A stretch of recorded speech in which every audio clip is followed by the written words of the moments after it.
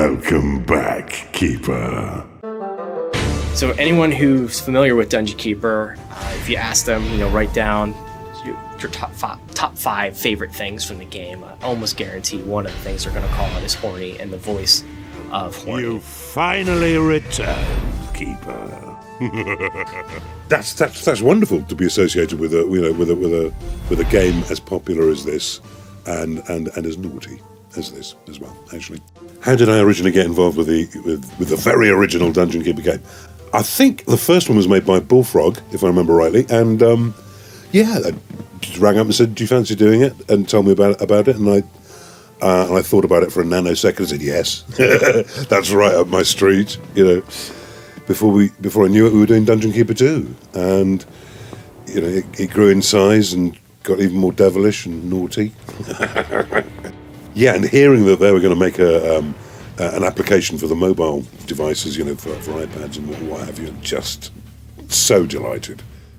We were very deliberate in how we ended up directing him because, if you look at like Dungeon Keeper 1, that delivery was very dry and flat.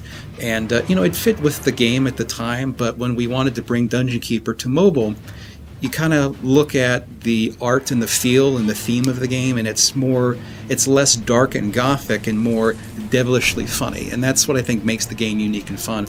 So when it came to doing Horny's voice, we were very, very careful in that we didn't want it to be that same sort of flat delivery. We wanted instead to give him the ability to emote on many different levels so that the personality of Horny ultimately comes out.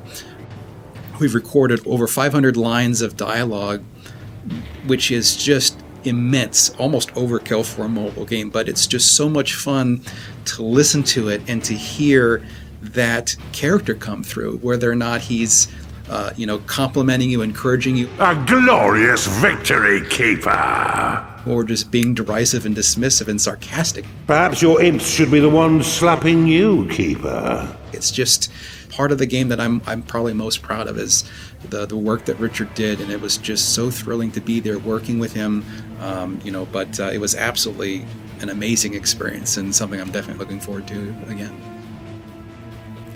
What's it been like working on Dungeon Keeper again? It's just a breath of fresh air. Licensed to be bad. I think the word delicious just keeps coming up because the scripts are just great. They're such fun, Our script writing process was actually really unique. I think it contributed to why it sounded so good and why Richard had so much fun with it, because it was actually not just one person writing it. We had a lot of people contributing to it. And it was people that were playing the game constantly. So like myself, the creative director, the producer, the community manager, and one of our audio designers all contributed lines to it. And that sort of group collaborative effort really, I think, ultimately made Horny who he is now.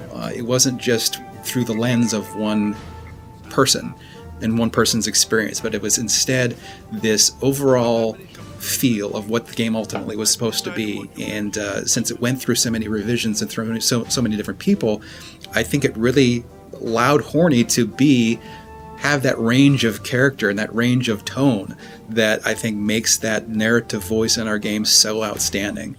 We just had a brilliant one a minute ago. How did it go? It was... I think Maniac's a bit harsh. I much prefer Homicidal Enthusiast.